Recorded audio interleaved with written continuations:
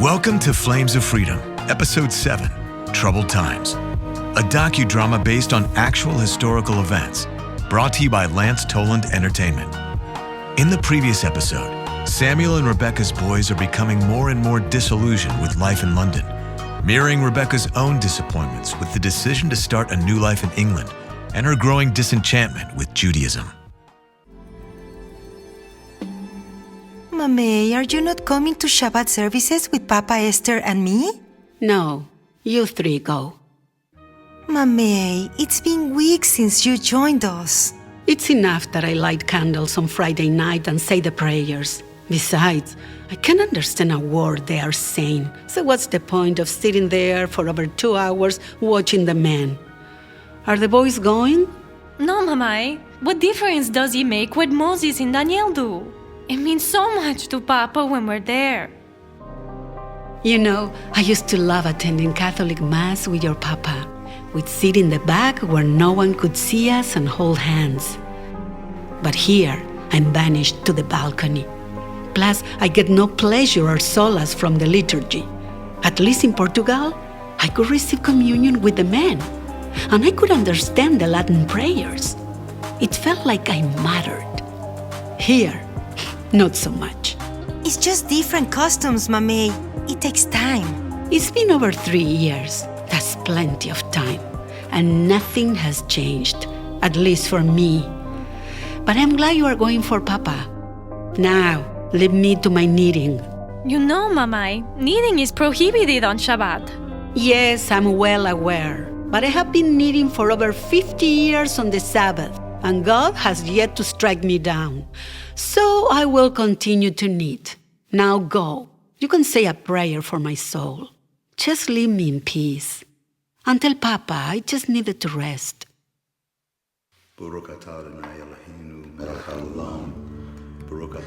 That Saturday at Bismarck Synagogue, services were not well attended, and many of the back pews were empty of congregants praying, except for my father. I looked down from the balcony as he stood there with the prayer shawl wrapped around his head and body, swaying back and forth in rhythm with the prayers. When the services concluded, he looked up at us as he took off his talis. Tears were streaming down his face.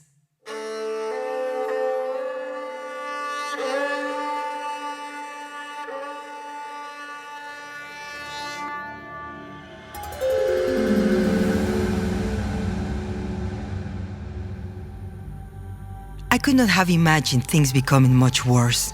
Then, one evening after midnight, we were all awakened by a loud banging on the front door.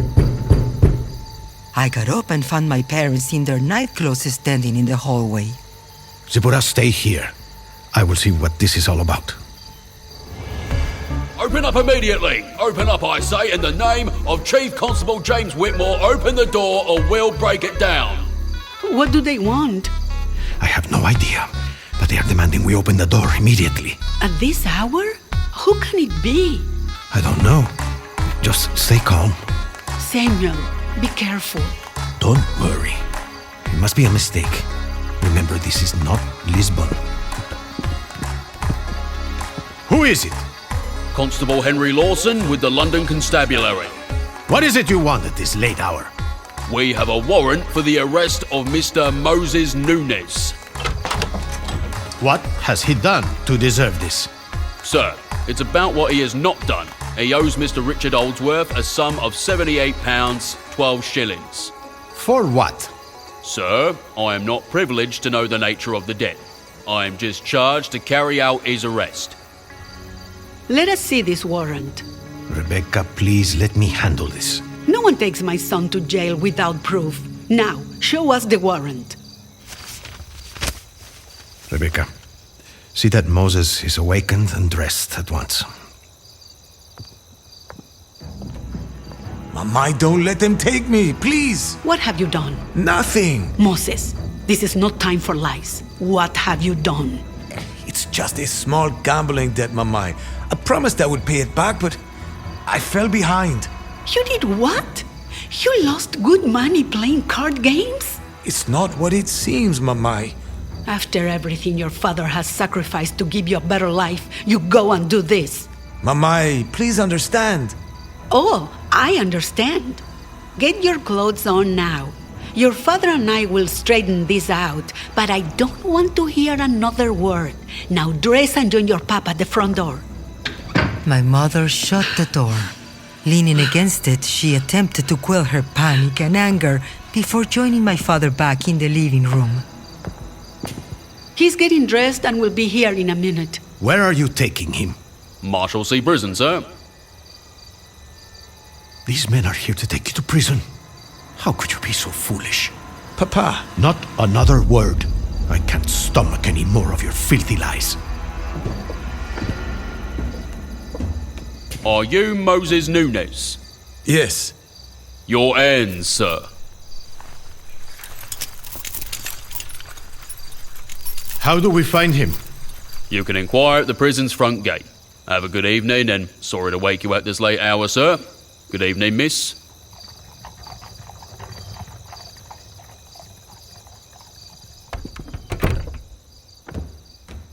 Daniel? Daniel, come to the living room immediately. Daniel, what do you know of this? Father, I told him not to gamble, but he never listens to me. Papa, he really thought it will help our family.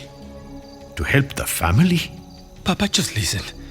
He knew you weren't earning enough and thought winning some money will help pay our bills. Really? I don't need that kind of help. All he has done is bring shame on us. Shame. Gambling. Why didn't you come to tell me? You've always been the one with a level head. Papa, I'm sorry.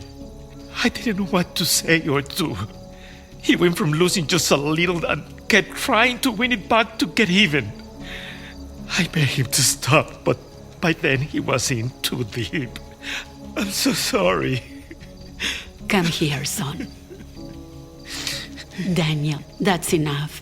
It will be all right. It's not your fault. Samuel, tomorrow morning, you must see the rabbi. We can't leave Moses in there, regardless of what he has done. No, we can't. But if it were up to me, I'd let him rot there for a few days to learn a lesson. Nona, did he ever get out of prison? Well, that's an interesting story filled with unexpected coincidences. But as you might imagine, my father did go to see the rabbi the next morning, where he gave the man who took care of the synagogue a surprise. Solomon, Good morning, Dr. Nunes. You are early for the minion. It doesn't start for another hour. actually, I'm here to see the rabbi. Is he expecting you? I rarely ever see him here this early. No, he doesn't know I'm coming. I'll wait for him to arrive. Come in. I'm sure he won't mind you waiting in his study. That's kind of you. I'll let him know you are here the moment he arrives. Thank you. Samuel, Solomon told me you were here at the break of dawn. What has happened? It's Moses. He's been arrested. Arrested? For what? I'm embarrassed to say. A gambling debt. Why, to me, this is terrible. Where have they taken him? Marshals say prison. This is una grande bamia. It's a terrible place. When did this happen? Late last night, around 2 a.m, they arrested him at our home. We must get him out immediately. How much does he owe, and to whom? Richard Holdsworth, a sum of 78 pounds, 12 shillings. I have heard of this man. He's quite ruthless. What was Moses thinking playing cards with a man like that? I think he wanted to help me and the family, but all he has brought to us is shame. He will no doubt learn something from this. But first things first. We must borrow the money to pay off the debt and act fast. Every minute in that cesspool they call a prison can be catastrophic. I'm sending you to see a friend of the synagogue, Anthony de Costa. with a letter of introduction. His office is at 127 Lombard Street in the City of London. He will take care of the debt. But how am I to repay him such a sum? We'll face that challenge tomorrow. Today, let's free Moses from the prison, and then you and Anthony can discuss repayment terms.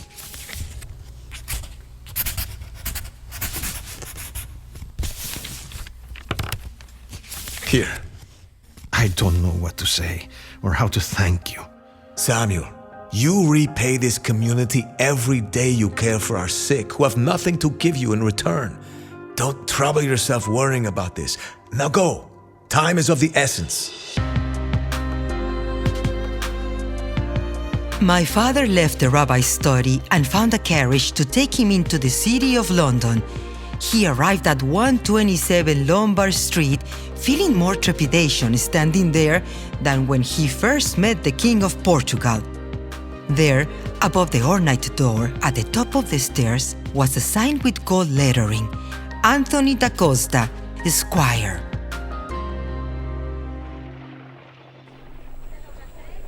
May I help you? Yes, I am here to see Anthony da Costa. Is he expecting you? No, Rabbi Nieto directed me here, and I have this to give him. Let me see the letter. Please sit and wait right here. I'll see if Mr. da Costa is available. After waiting for what felt like an eternity, Anthony da Costa emerged from his office and approached my father. Dr. Nunez, it's a pleasure to meet you. I have heard much about your work with our communities less fortunate. Let us go into the conference room where we can talk privately. Tea? Yes, please. Marks, please bring tea servers for us. Right away, sir. The rabbi writes that your son has gotten himself into some financial trouble. Yes, unfortunately. He was arrested last evening. I understand he owes quite a sum for a gambling debt. Yes, I am ashamed to say. Well, we can't have one of our own rotting in that prison. I will draft a check to this Mr. Holdsworth and have it delivered to him at his residence immediately.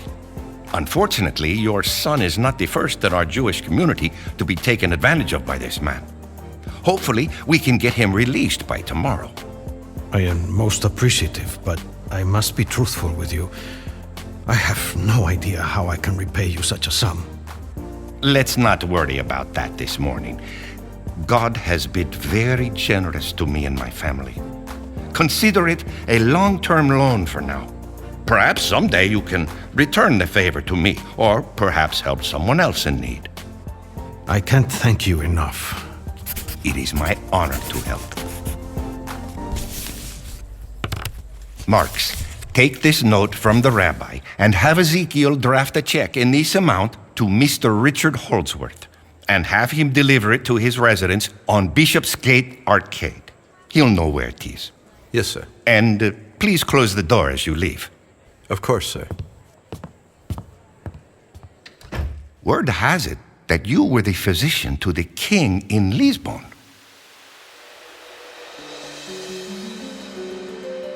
So did your brother get released from prison? Yes, but it wasn't as easy as you might imagine. More importantly, when Father visited Moses in prison that afternoon, he surprisingly met one of the most important politicians and noblemen of the day, James Oglethorpe. The man who founded the Georgia colony? Yes, that very man. What was he doing there? This is where our story and his story suddenly collide. What do you mean Castell died this morning? Of what? He's only been here by my count 5 days. He was a vibrant, healthy man when he was arrested. Smallpox, sir.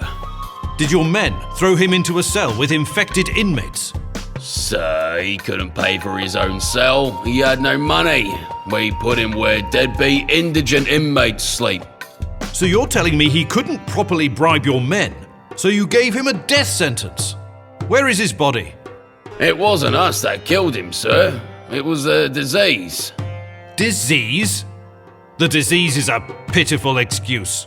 This prison is a disgrace. Now, I asked you, where is his body? He's been buried already in the pauper graves. You bastards. I will destroy all of you. And you will live to regret these barbaric policies. Now, sir, don't be making frivolous and libelous accusations. I'll report you, sir. My father later told me that Mr. Oglethorpe pulled out his riding crop and shoved the warden against the wall with the crop lodged in his throat. The warden could barely breathe. You don't realize who you're dealing with, do you? I can't breathe. When I get done with you in Parliament, you won't ever breathe again as a free man.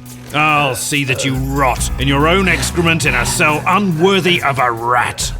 Please, let me go. Mr. Oglethorpe released him, threw him to the ground, and placed his foot on his neck. If you know what's good for you, you'll dig up his body, put it in a dignified casket, and deliver it to his widow by nightfall. Do you understand me? Yes. Yes.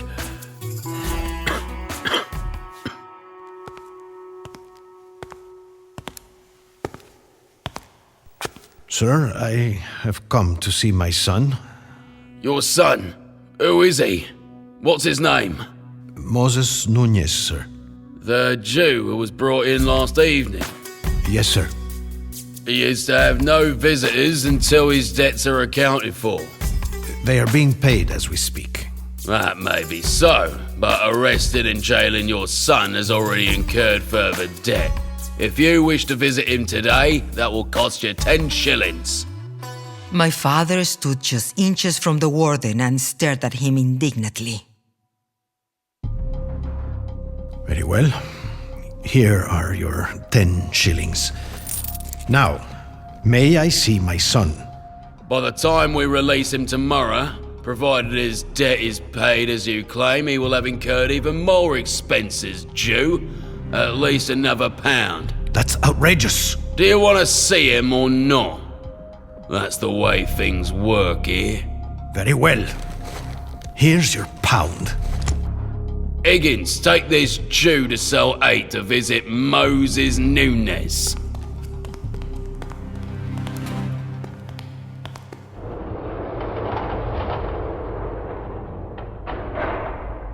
My father followed these men into the bowels of the prison, and they soon arrived at cell 8, which was packed with 12 men. It was so dark, my father could barely make out individual faces. Moses, are you in there?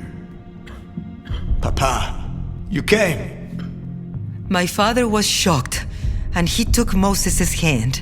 His face was badly bruised from the beating he had received. What has happened to you? Papa, they beat me for being a Jew. I am so sorry for what I've done to you and the family. Listen to me. I have made arrangements to pay off your debt. No time for sorrow. If we're lucky, we'll get you out of here tomorrow morning.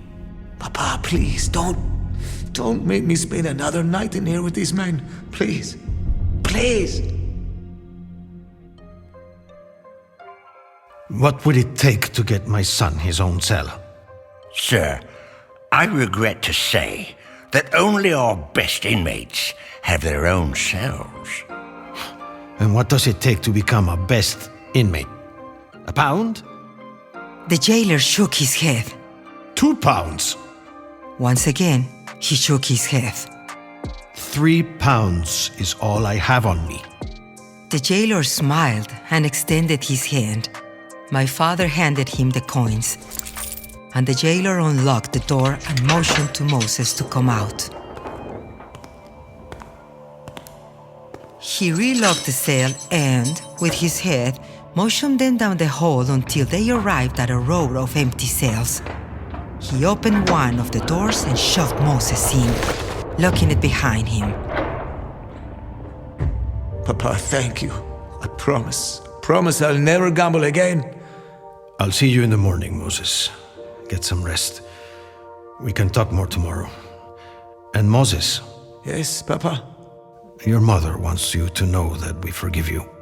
Papa, thank you.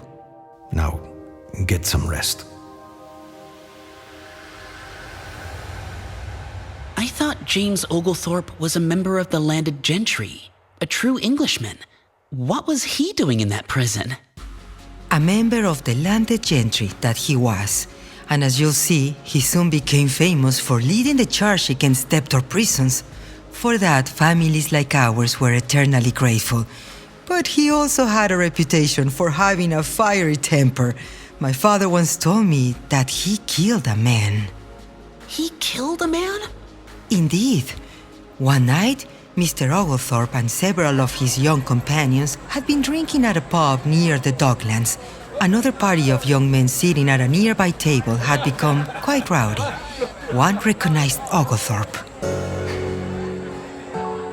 Oh, look who we have here! Royalty, I say. James Oglethorpe. Who's he? Who's he? If he's his mother's son, he's a bloody Jacobite. Or have you renounced that bitch who's been licking King James's ass and the cock of all the other bloody members of the Stuart clan in France? Mr. Oglethorpe stood and walked casually to his accuser's table. Sir, I don't believe we have ever met. Your name, sir? Geoffrey Collinwald. What's it to you? I always want to know the name of the man whom I write about in my journal. Not only is he a worthless Jacobite, he writes in his diary like my sister. And what might you say about me, Mr. Oglethorpe? I have a special section for definitions of two-faced assholes that belong on a dung heap. I want to be certain I have your name correctly spelled when I inscribe it below the rest of the worthless snot whose names populate my shit list. Collinwood and the rest of his mates jumped to their feet and drew their swords. Oglethorpe did the same. This man's drunken state was no match for a sober, skilled swordsman. And Oglethorpe quickly disarmed 3 of them, inflicting minor wounds. Collinwood rushed at him, but Oglethorpe sidestepped, parried the man's attempts to stab him, and then sliced him first across the neck before burying his sword between the man's ribs. Collinwood collapsed to the ground and took his last breath. One of his friends rushed to his side. Jesus, you killed him, you son of a bitch! You take another step in my direction, and your fate will be the same. You men started the fight. I finished it. We'll see to that. When I'm done with you, you'll be hanging from the gallows!